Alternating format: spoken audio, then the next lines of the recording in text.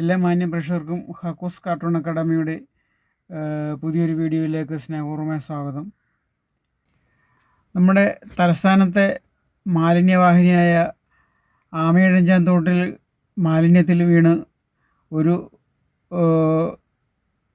പാവപ്പെട്ട തൊഴിലാളി ഈ മരിച്ച വിവരം നമ്മൾ വളരെ വ്യസനത്തോടെ നമ്മൾ അറിഞ്ഞു. എന്നിട്ട് സർക്കാരും നഗരസഭയും റെയിൽവേയും എല്ലാം അവരവരുടെ ഉത്തരവാദിത്തങ്ങൾ മറന്ന് പരസ്പരം പഴിചാരി നിൽക്കുകയാണ് ഇപ്പോഴും. പക്ഷേ ഈ ആമയിഴഞ്ചാൻ തോടിനേക്കാളും ഭീതിതമായ ഒരു രംഗം നമ്മുടെ കേരളത്തിൽ ഉണ്ട്. അതായത് ആമയിഴഞ്ചാൻ തോടിൽ വേസ്റ്റ്, അതായത് മാലിന്യം നിക്ഷേപിച്ചിട്ടാണ് ആമയിഴഞ്ചാൻ തോട് ഇത്ര വൃത്തികേടായതെങ്കിൽ അഴിമതിയുടെ ഒരു ആമയിഴഞ്ചാൻ തോടുണ്ട് കേരളത്തിൽ. അത് കേരള ഭരണം തന്നെയാണ്, കേരള സർക്കാർ തന്നെയാണ്. നമ്മൾ ഈയിടെ കുറച്ച് നാളായിട്ട് എന്തെല്ലാം നമ്മൾ കേട്ടുകേഴ്വി പോലും ഇല്ലാത്ത അഴിമതിയാണ് കേട്ടുകൊണ്ടിരിക്കുന്നത്.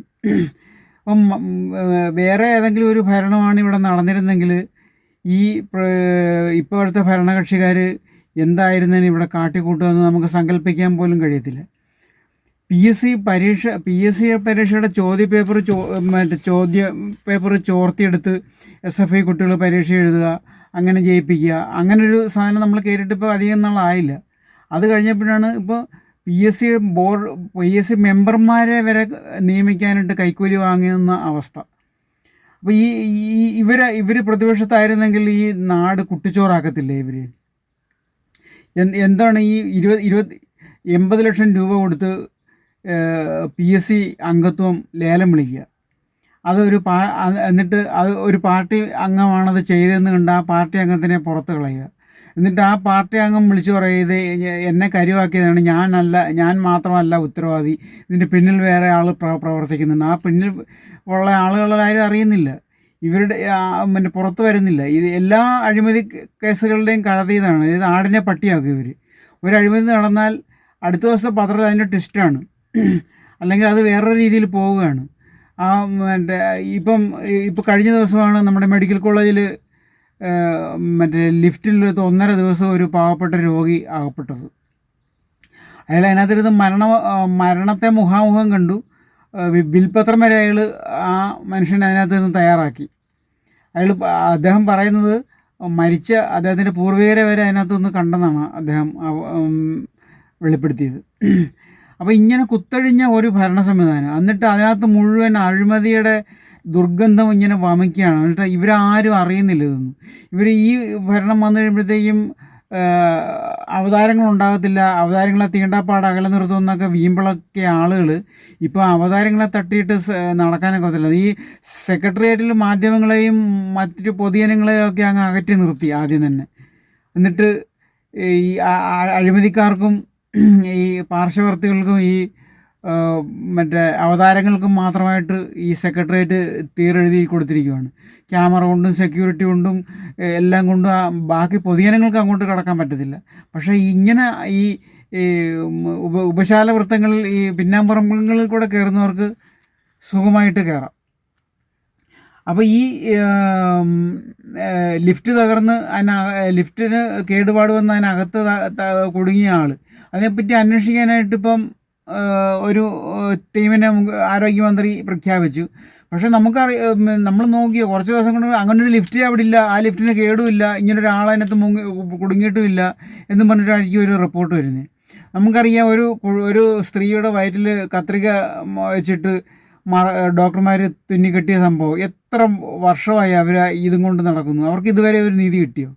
ഇതുപോലെയാണ് ഇതിൻ്റെ തൊട്ട് മുമ്പെയാണ് ആരോഗ്യമന്ത്രിയുടെ PA ജോലിക്ക് കൈക്കൂലി വാങ്ങിയെന്നും പറഞ്ഞ് ഒരാരോപണം ഉണ്ടായതും. പിന്നെ ഇപ്പോൾ അതേക്കുറിച്ച് പിന്നെ നമ്മൾ കേൾക്കുന്നില്ല. അതൊക്കെ തേച്ചു മാഞ്ഞു പോയി.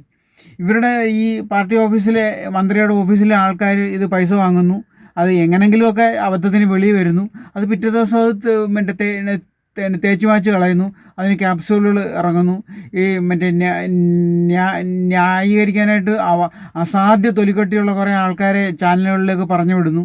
അവർ അങ്ങ് ന്യായീകരിച്ച് മെഴുകി ഇങ്ങനൊരു സംഭവം ഉണ്ടായിട്ടില്ല എന്ന് വരുത്തി തീർക്കുന്നു. എന്നിട്ട് പ്രതിപക്ഷങ്ങളും മാധ്യമങ്ങളുമാണ് ഇതെല്ലാം സർക്കാരിനെ താറടിക്കാനായിട്ട് ഇതെല്ലാം മറ്റേ ചകഞ്ഞുകൊണ്ട് വരുന്ന ഇതെല്ലാം കൽപ്പിത കഥകളാണെന്നാണ് സർക്കാരിൻ്റെ ഈ അവതാരങ്ങൾ വാഴ്ത്തുന്നവർ പറയുന്നത്.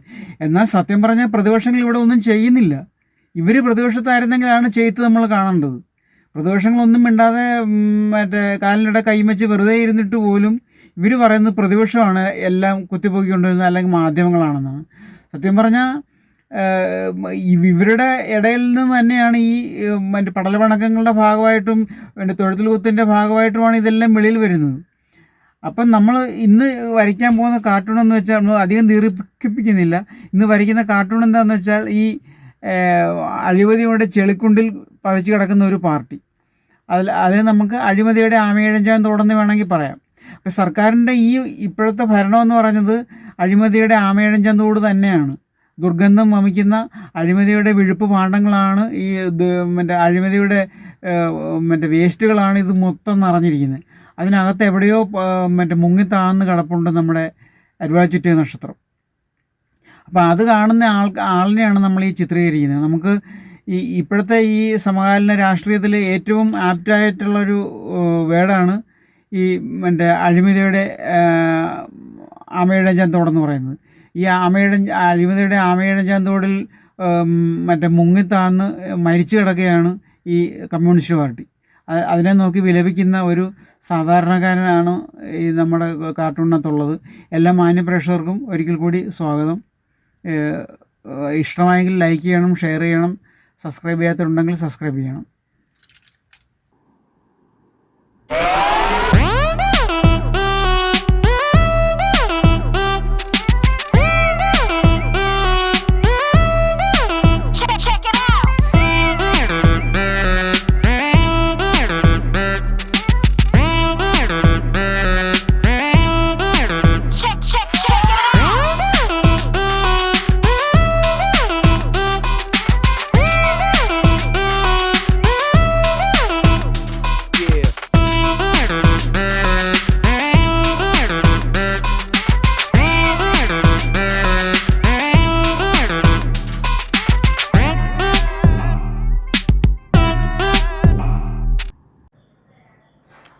കാർട്ടൂണിൻ്റെ റഫ് ഇതാണ്.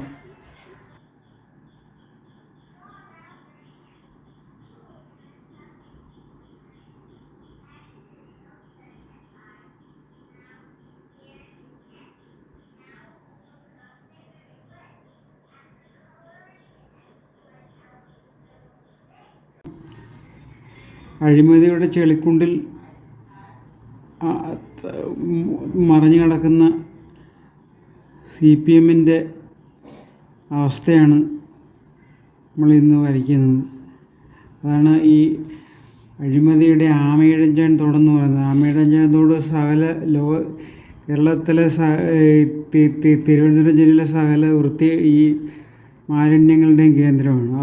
അതാണ് ഇപ്പോഴത്തെ ഭരണത്തിലെ അഴിമതിയുടെ പോക്ക് കണ്ടാൽ നമുക്ക് തോന്നുന്നു ഇത് അഴിമതിയുടെ ഒരു ആമയിഴഞ്ചാൻ തോടാണെന്ന് നമുക്ക് തോന്നും. അപ്പോൾ അതാണ് ഈ കാർട്ടൂണിൻ്റെ ഇതിവൃത്തം. ഈ അഴിമതിക്കിടയ്ക്ക് മറഞ്ഞിരിക്കുന്നുണ്ട് ഈ പാർട്ടി ഈ ചീഞ്ഞളിഞ്ഞ അഴിമതിയുടെ കൂടെ ഇങ്ങനെ കിടക്കുവാണ്. ഇതിൻ്റെ മുഴുവൻ ഭാഗം കാണത്തില്ല ഈ ചുറ്റികയുടെ ഒന്നും. ഇവിടെയൊക്കെ ഇങ്ങനെ അഴിമതിയും മാലിന്യവും എല്ലാം കൂടെ കലർന്ന് കിടക്കുകയാണ്.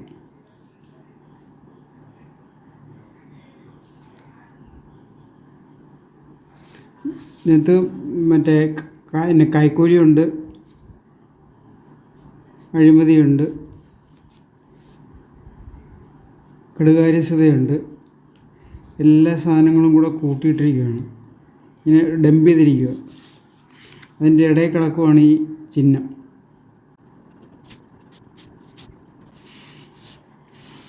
ഇത് ഈ കിടക്കുന്ന നിയമമാണ്. നിയമത്തിനൊന്നും ഒരു പുല്ലുവിലയാണ് ഇവർ കൽപ്പിച്ചിരിക്കുന്നത്. എല്ലാം അവരുടെ സ്വന്തം നിയമങ്ങളാണ്, പാർട്ടി നിയമങ്ങളാണ്. അപ്പോൾ നമ്മുടെ ശരിക്കുള്ള നിയമങ്ങളിങ്ങനെ ഇതിൻ്റെ അടിയിലിങ്ങനെ ഈ മാലിന്യത്തോടൊപ്പം തുരുമ്പെടുത്ത് കിടക്കുകയാണ്. നമ്മളിവിടെ നിയമമൊന്ന് എഴുതുന്നുണ്ട്.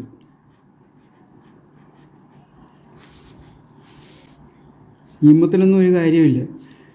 നിയമമൊക്കെ അവരുടെ കയ്യിലെ വെറും കളിപ്പാട്ടങ്ങളാണ്.